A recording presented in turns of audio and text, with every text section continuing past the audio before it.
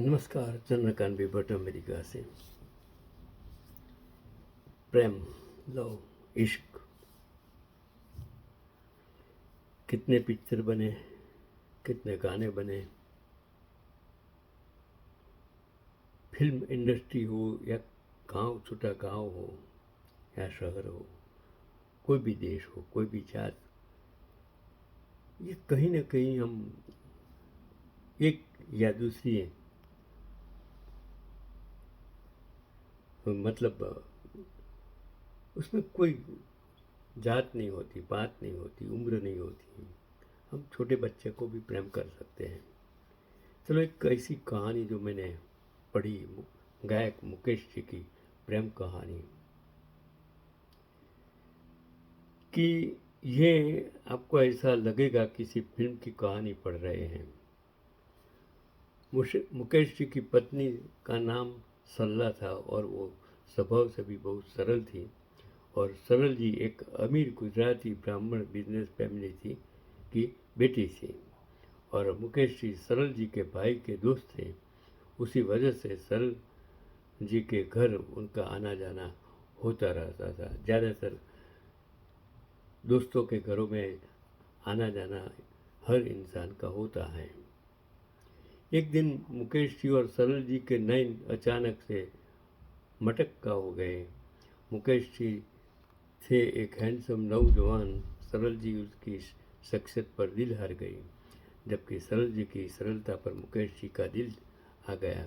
दोनों एक दूसरे को पसंद करने लगे। नैनों से शुरू हुआ भावनाओं के आदान प्रदान का एक सिलसिला कुछ ही दिनों में छोटी मोटी बातों तक पहुंच गया था।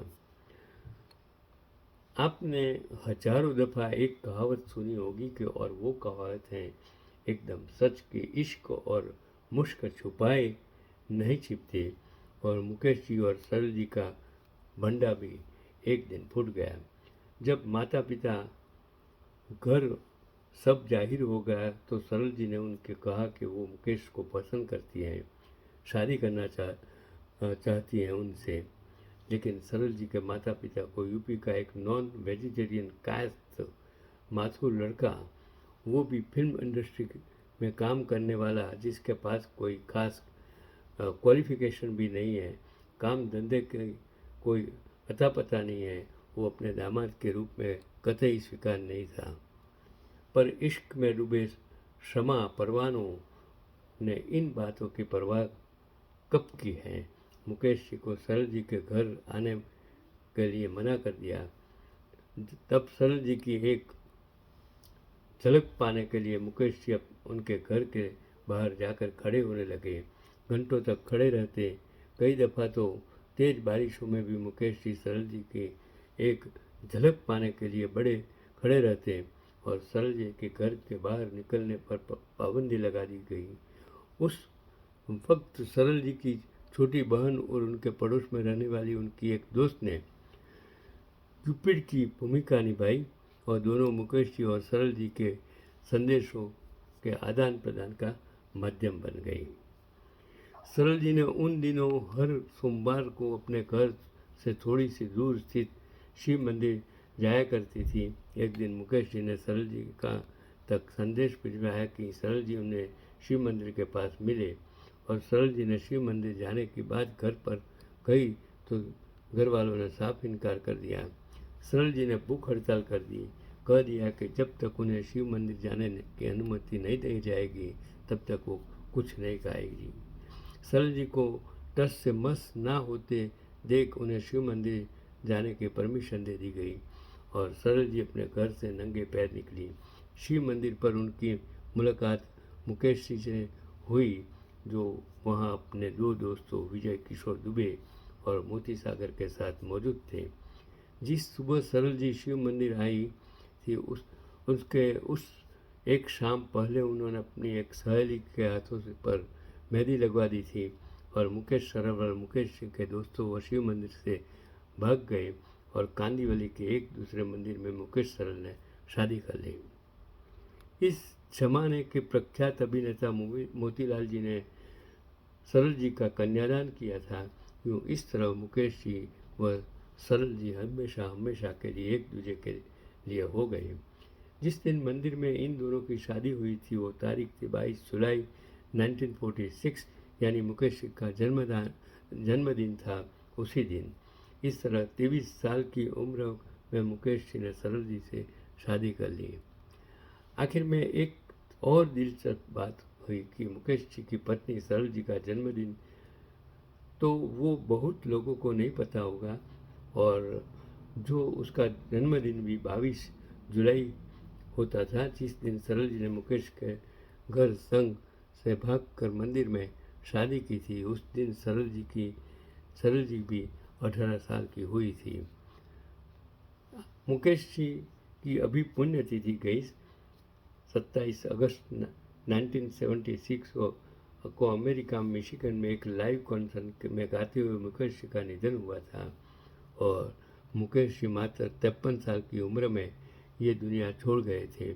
वैसे ये भी एक अजीबोगरीब बात है कि भारतीय संगीत के 3 नगीनों मुकेश जी, रफ़ी साहब और किशोर दा की मृत्यु कुछ ही सालों के अंतराल में हो गई।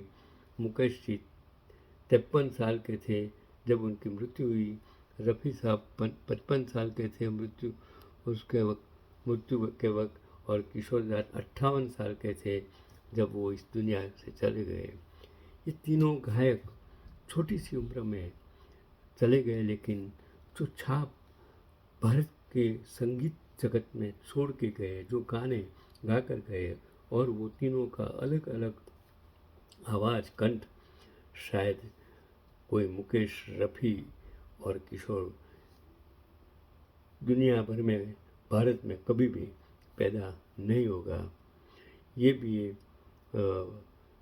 एक बड़ा अजीब इत्तेफाक है।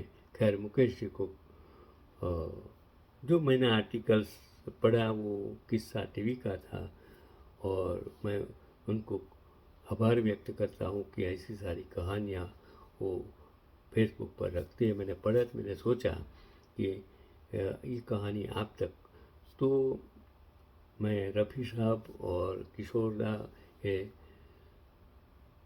सभी को मैं प्रणाम करता हूँ।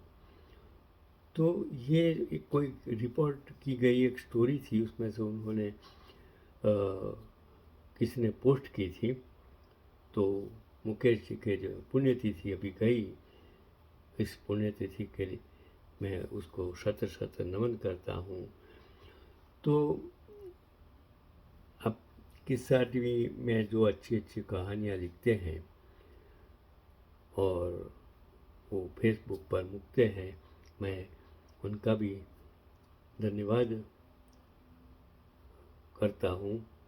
और शायद मुकेश जी, रफ़ी और किशोर कुमार मंडाड़े आज हमारे बीच नहीं हैं, लेकिन उनकी आवाज़, मैं सभी का फैन हूँ। ओरिजिनली आई बॉर्न इन 1944 इन हिंदुस्तान। मैं 47 से 2008 तक भारत में रहा। 2008 to 2013 मैं अमेरिका और इंडिया दोनों का जैसे कह सकते सिटीजन रहा, और 2013 से इस देश का नागरिक बना। लेकिन इस शरीर में जो लहू है, जो अनाज है, वो हिंदुस्तानी है। मेरा जीवन समर्पित है जिन लोगों ने मुझे मदद की, मेरे लिए काम किया, मुझे याद करते हैं, मैं सभी को मैं प्रणाम करता हूँ, नमस्कार करता हूँ। आज का एपिसोड मैं हर वक्त कहता हूँ कि मैं वीडियो मोनेटाइजेशन, पैसा कमाने के लिए नहीं बनाता हूँ, और लाइक करें ना करें, आप सब्सक्राइबर बने या ना, लोग कहते हैं कितने हजारों, लेकिन पढ़ो ना पढ़ो, देखो ना देखो, लाइक करो ना करो, लेकिन ज़रूर एक दफ़े देख लेना। ज़रूरत नहीं है, क्योंकि पैसा कमाने के लिए मैं नहीं करता हूँ। यही आज का मेरा पैगाम है।